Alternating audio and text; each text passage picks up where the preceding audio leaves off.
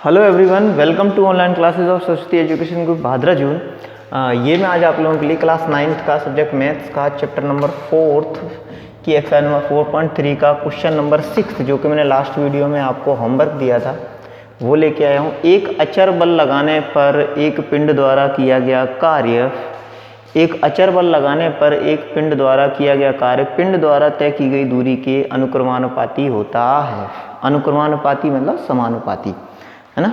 समानुपाती और अनुक्रमानुपाती दोनों एक ही चीज़ें होती हैं। देखो भी आप लोगों ने कोई ऐसे मतलब रेस्पॉन्स मेरे को नहीं मिला है, या तो भी टेक्निकल टीम की वजह से नहीं मिल पाया हो या फिर आप लोगों ने ना दिया हो, वो मुझे नहीं पता। लेकिन चलिए, अनुक्रमानुपाती का मतलब समानुपाती,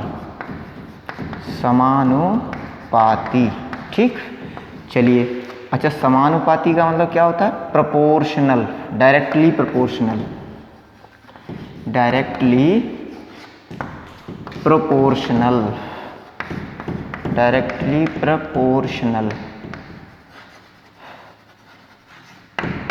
क्या होता है भाई? डायरेक्टली प्रोपोर्शनल, ठीक। चलिए, समानुपाती होता है। इस कथन को दो चरों वाले एक समीकरण के रूप में व्यक्त करो। इस कथन को दो चरों वाले एक समीकरण के रूप में व्यक्त करना है, ठीक। चलिए, और क्या है? एक तो ये है दो चरों वाले एक समीकरण के रूप में व्यक्त करो। तो पहले तो हम पहला पार्ट करते हैं। देखो, एक अचर बल लगाने पर पिंड द्वारा किया गया कार्य,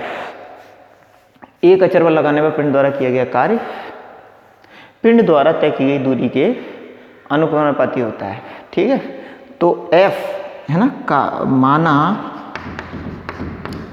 बल F है ना, और क्या है? तय की गई दूरी, माना बल F कॉमा तय की गई दूरी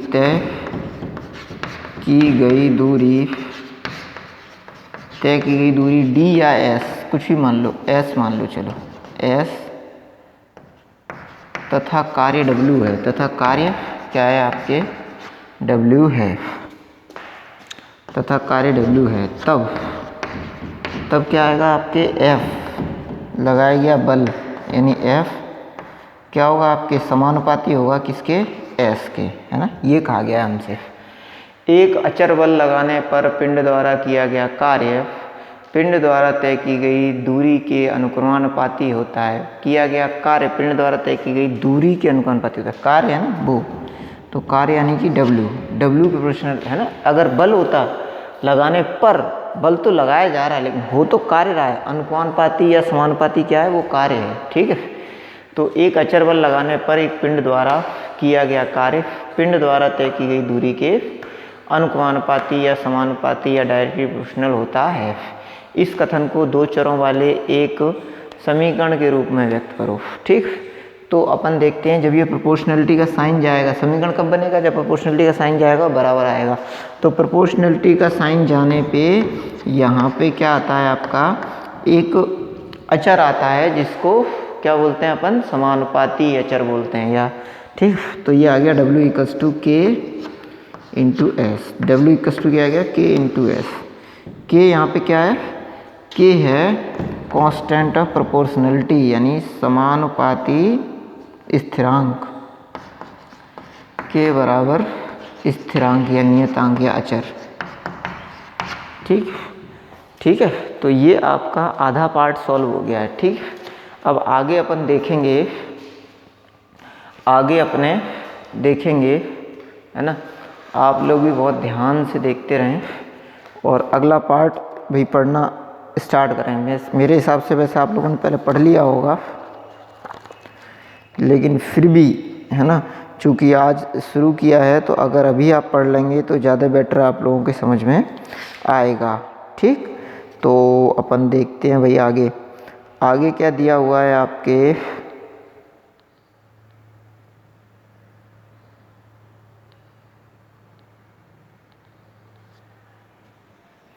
आगे दिया हुआ है आपके, देखिए, अब इसके बाद में एक अचर बल लगाने पर पिंड द्वारा किया गया कार्य पिंड द्वारा तय की गई दूरी के अनुक्रमानुपाती होता है। इस कथन को दो चरों वाले रैखिक समीकरण के रूप में व्यक्त कीजिए।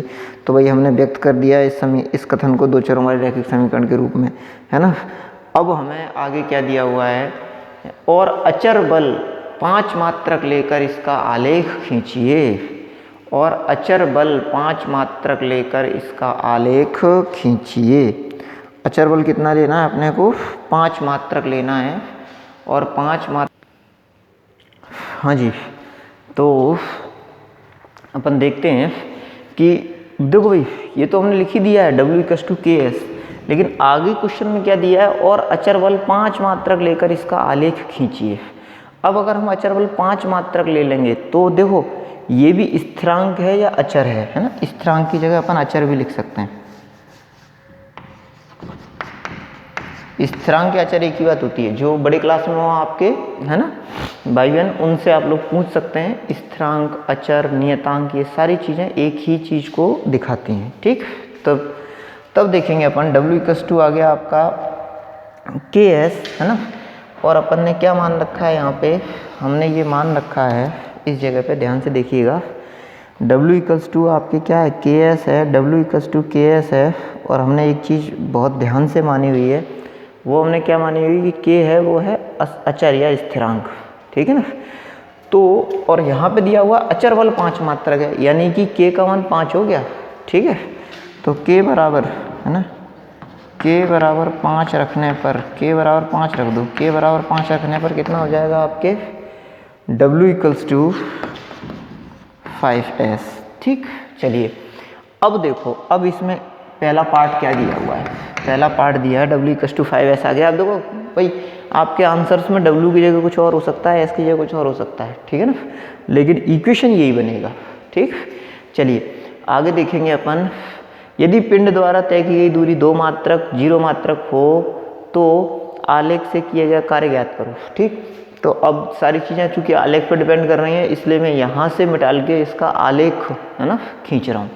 ठीक है, तो चलिए अपन देखते हैं भाई, आलेख खींचते हैं।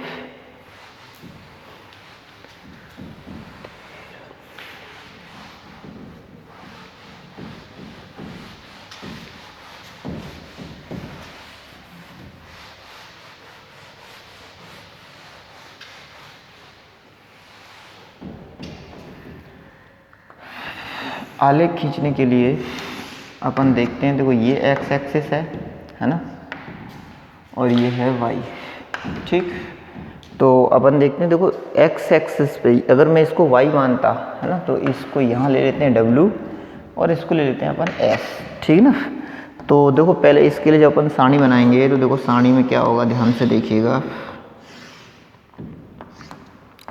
ये हो गया डब्ल्यू, ये हो गया एस। ठीक, तो देखो अगर मैंने s को 0 ले लिया तो w भी 0 हो जाएगा, यहाँ 0 गुणा करोगे 0 हो जाएगा। अगर मैंने s को 1 ले लिया तो w भी 1 हो जाएगा। अगर मैंने s को 0 ले लिया तो w भी 0, और अगर मैंने s को 1 ले लिया तो w भी 1। ठीक, तो 0 0 और 1 1, 0 0 ये है 0,0 और यहाँ 1, ये 1 है, ये 1 है, तो 1 1 इस जगह पे हो गया, है ना। ये o 0 0, ये a हो गया 1,1। ठीक, चलिए अब देखते हैं अपन इस तरीके से ये कार्यक्रम बन जाएगा। ठीक, चलिए ऐसे हो गया ये, ठीक है ना। अब ध्यान देंगे, देखो भाई 0 0 और 1 1 क्या आ गया आपके? 0 0 और 1 1 दो चीज़ें आ गई। पहली चीज़ है आपके 0 0 और दूसरी चीज़ है आपके 1 1। ठीक, और इन दोनों के थ्रू जब हमने ये ग्राफ जब अपन खींचते हैं, है ना, तो इस टाइप का हमें मिल गई लाइन। ठीक, अच्छा अब हमें क्या दिया हुआ है भाई? हमने जो विस्थापन है उसको s यहाँ माना है और w को यहाँ माना है ना। तो हमें पहला दिया है इसका आलेख खींचिए, तो आलेख हमने खींच दिया। इसके बाद यदि पिंड द्वारा तय की गई दूरी 2 मात्रक, ठीक है, दूरी कितनी है? 2 मात्रक है, तो इस जगह पे 2 होगा, है ना, और यहाँ पे कहीं। अब ध्यान दो, देखो अपन देखते हैं जब इस जगह पे जब हमने 1 लिखा है ना, s जब हम 1 लिखेंगे, जब हम 1 लिखेंगे तो 5 एकम 5, W=5 आएगा इस जगह पे। ठीक, तो 1,5 होगा दूसरा पॉइंट। दूसरा पॉइंट क्या होगा? 1,5, यानी कि 1,1 ना होके 1,5 होगा दूसरा पॉइंट।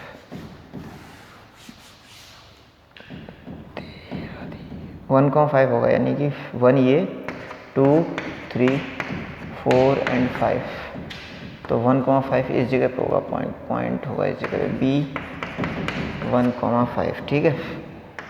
तो देखो ये आ गया आपके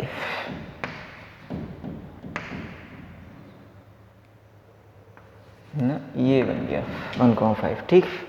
अच्छा अब देखो ध्यान से देखिएगा भाई, जब हम 2 मात्रक लेंगे ना, इसको दूरी को जब हम 2 मात्रक लेंगे तो यहाँ 10 हो जाएगा ना दूसरा वाला, तो वहाँ कहीं पॉइंट मिलेगा, जो कि इस पर ग्राफ पे बनाना पॉसिबल नहीं है। इसलिए हम आलेख की हेल्प से देखते हैं। पहला हो गया आपके, जब दूरी कितनी है दिया है ना, यदि पिंड द्वारा तय की गई दूरी 2 मात्रक, तो जब s इक्वल्स टू 2 मात्रक, जब x इक्वल्स टू 2 मात्रक हो, जब s इक्वल्स टू 2 मात्रक हो, तो जब s इक्वल्स टू कितना हो 2 मात्रक, जब कैपिटल S इक्वल्स टू 2 मात्रक हो, जब कैपिटल S इक्वल्स टू 2 मात्रक हो, जब कैपिटल S इक्वल्स टू कितना हो आपके 2 मात्रक हो, 2 मात्रक हो, तो W इक्वल्स टू कितना आ जाएगा, W इक्वल्स टू आएगा आपके 5 × 2 यानी कि 10 मात्रक, ठीक। अच्छा अगला क्या दिया है, 0 मात्रक। तो अगर 0 हो जाएगा तो ये तो हमें यहाँ से दिख ही रहा है, साफ साफ ग्राफ से ही दिख रहा है कि जब ये 0 है, पहला वाला जब ये 0 है ना, तो ये भी 0 हो जाएगा, ठीक है ना। तो नंबर दूसरा है आपके, जब s इक्वल्स टू 0 मात्रक हो, तो ऐसे में W इक्वल्स टू क्या आ जाएगा 5 × 0 यानी कि 0 मात्रक। क्लियर। चलिए अब आगे अपन देखते हैं। इसके बाद ये तो हमारा 6th नंबर क्वेश्चन कंप्लीट हो गया। कौन सा नंबर क्वेश्चन कंप्लीट हुआ, ये 6th। This is our question number 6th completed, ठीक है ना। ये हमारा 6th नंबर क्वेश्चन कंप्लीट हो गया। नंबर 7th देखेंगे इसके बाद। नंबर 7th पे चलेंगे।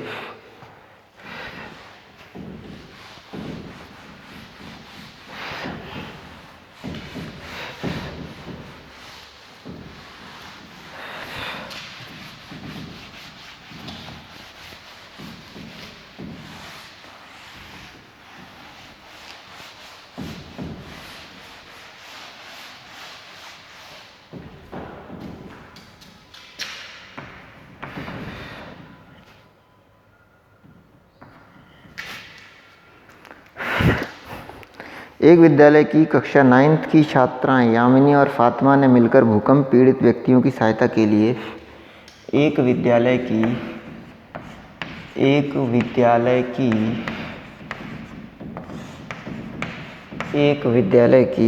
कक्षा 9th की छात्राएं, एक विद्यालय की कक्षा 9th की छात्राएं, एक विद्यालय की कक्षा 9th की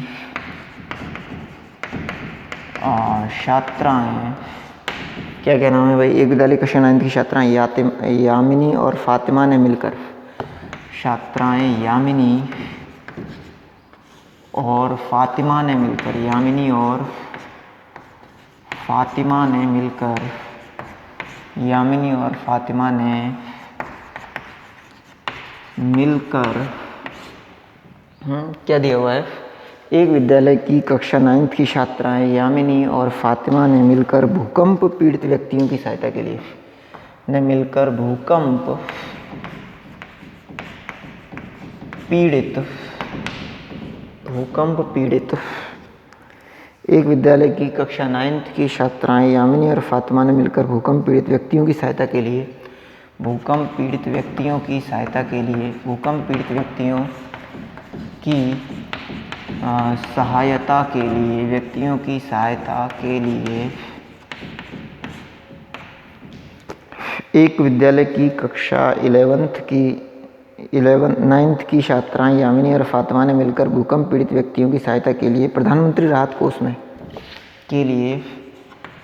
प्रधानमंत्री राहत कोष में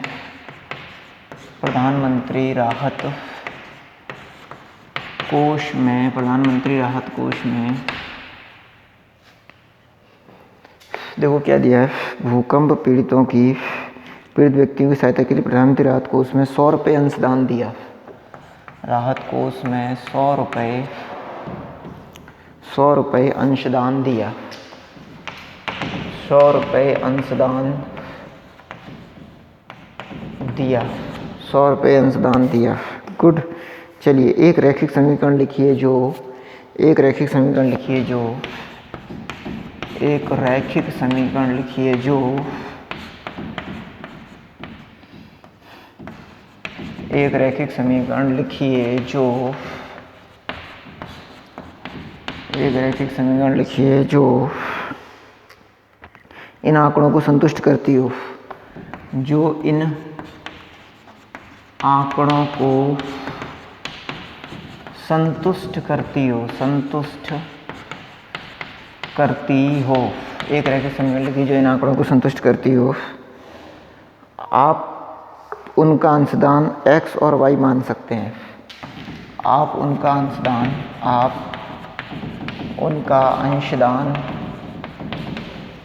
x और y मान सकते हैं,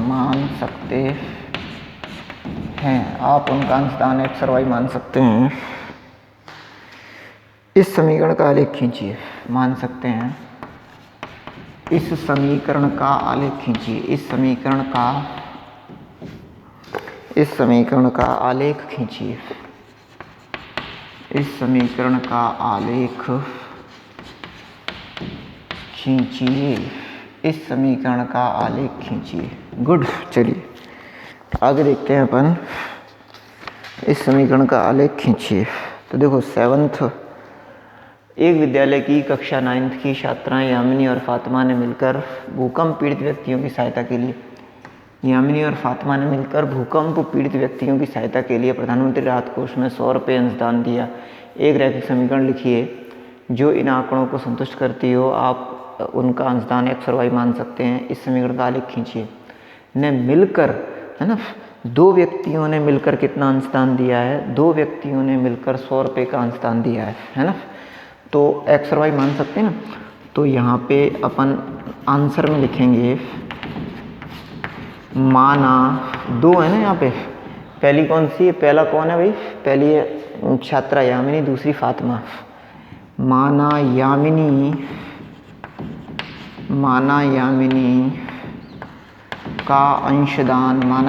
का अंशदान बराबर x तथा यामिनी का अंशदान बराबर x तथा फातिमा का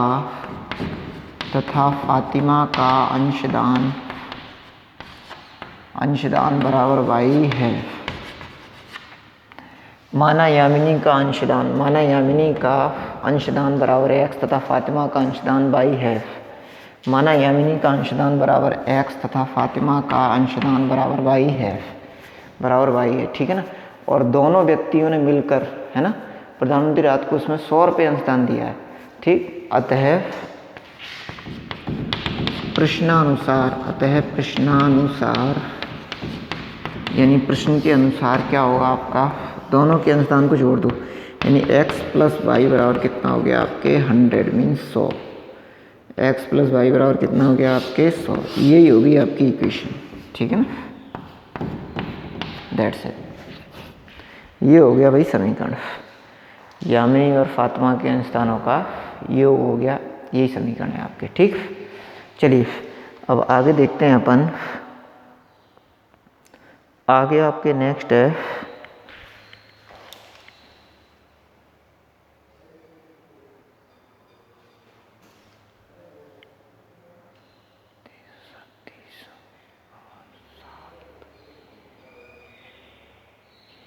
हाँ जी, आगे आपके नेक्स्ट है इसमें अगला क्वेश्चन।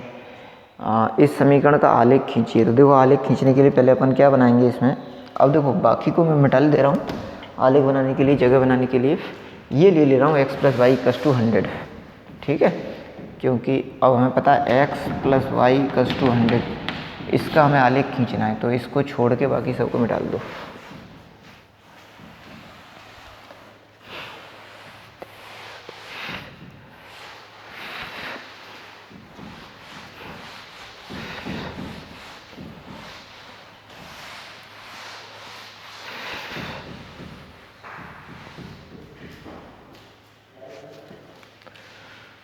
देखो इसके लिए यहाँ पे सारणी बना लो पहले तो।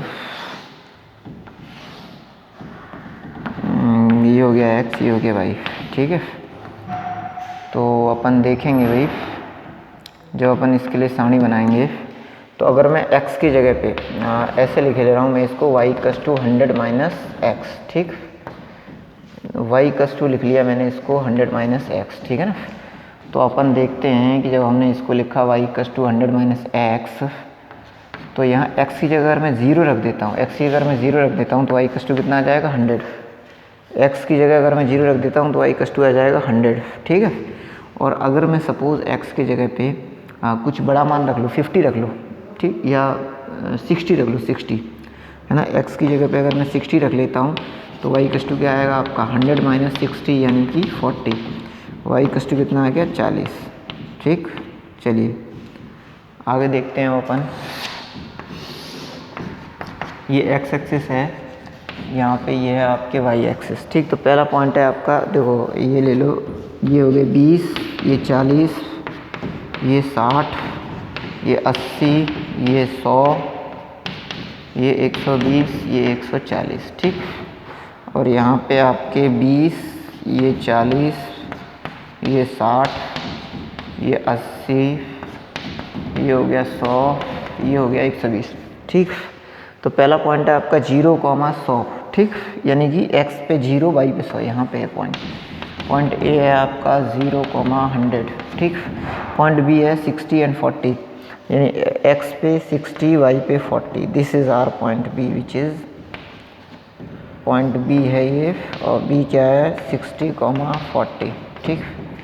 इन दोनों को लेके ये लो, ये इक्वेशन खींच दिया अपन ने, ठीक है। ये लो, ये समीकरण बन गया आपके 120, ये हो गया भाई आपकी लाइन, ठीक। तो ये इस क्वेश्चन का आलेख हो गया, ये है आपके इस क्वेश्चन का आलेख। अब अपन देखते हैं, ध्यान देंगे इसमें कि नेक्स्ट है आपके next question number is question number next is what, question number next is question number 8, ठीक। तो कोई 8th क्वेश्चन में लिखे दे रहा हूँ वो आप लोगों के लिए। इसके अलावा और तो कुछ पूछा गया नहीं है इसमें। 7th में 7th क्वेश्चन नंबर, इस समीकरण का आलेख खींचिए, ठीक है, बस आलेख खींच दिया हमने, ठीक। 8th वाला आप लोगों के लिए होमवर्क रहेगा, मैं पूरा इसको लिखे दे रहा हूँ, उसके बाद में आप लोग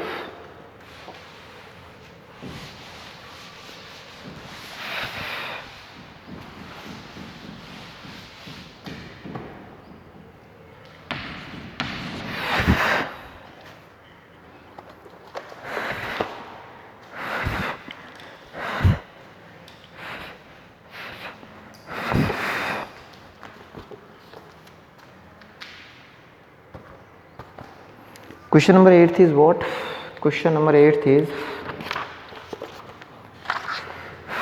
अमेरिका और कनाडा जैसे देशों में, अमेरिका और कनाडा जैसे देशों में, क्वेश्चन नंबर 8 है आपके अमेरिका और कनाडा जैसे देशों में, कनाडा जैसे, अमेरिका और कनाडा जैसे देशों में, अमेरिका और कनाडा जैसे देशों में, अमेरिका कनाडा जैसे देशों में तापमान फ़ारेनहाइट में मापा जाता है। देशों में तापमान फ़ारेनहाइट में नापा जाता है। देखो 4 होते हैं स्केल, मतलब फ़ारेनहाइट, केल्विन, सेल्सियस, है ना, और एक जिसका यूज़ नहीं होता है ना, जिसका बहुत रेयरली यूज़ होता है, इसलिए मैं नाम नहीं बता रहा हूँ उसका, ठीक है। मेनली 3 ही यूज़ होते हैं आपके, केल्विन, फ़ारेनहाइट और सेल्सियस, ठीक। चलिए, तो ये आपके अमेरिका और कनाडा जैसे देशों में तापमान फ़ारेनहाइट में नापा जाता है। फ़ारेनहाइट में आगे क्या है आपके, मापा जाता है, मापा जाता है, मापा जाता है। उसके बाद आगे है, जबकि भारत जैसे देशों में तापमान सेल्सियस में नापा जाता है। जबकि भारत जैसे, चाहिए क्या, जबकि भारत जैसे देशों में, तो सुनो सुनो सुनो, हो गया लगभग 27 मिनट है। अच्छा, जबकि भारत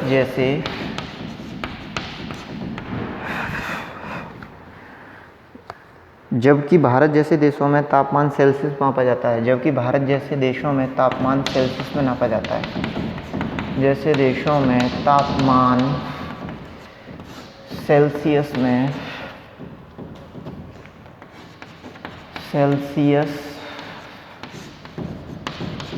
मापा जाता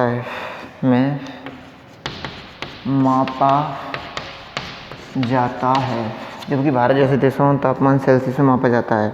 यहाँ फ़ारेनहाइट को सेल्सियस में रूपांतरित करने वाला, फ़ारेनहाइट को सेल्सियस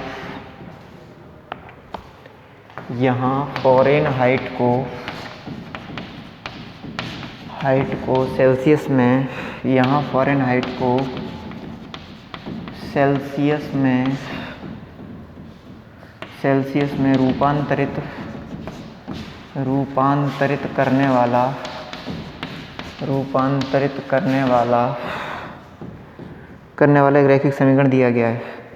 करने वाला एक रैखिक समीकरण दिया गया है। रैखिक समीकरण दिया गया है। गुड, चलिए दिया गया है जो कि क्या है, capital F equals to 9/5C plus का 32 ये है आपके। तो देखिए भाई, इसका आप लोगों को ग्राफ बनाना है, ठीक है ना, और बाकी चीज़ें मैं अपने नेक्स्ट वीडियो में बताऊंगा आपको, ठीक है। ये आपके लिए होमवर्क है, जस्ट ए मिनट, ये होमवर्क है आपके लिए इसका ग्राफ बनाना, ठीक। बाकी अगले वीडियो में पूरा कराऊंगा। जय माता दी।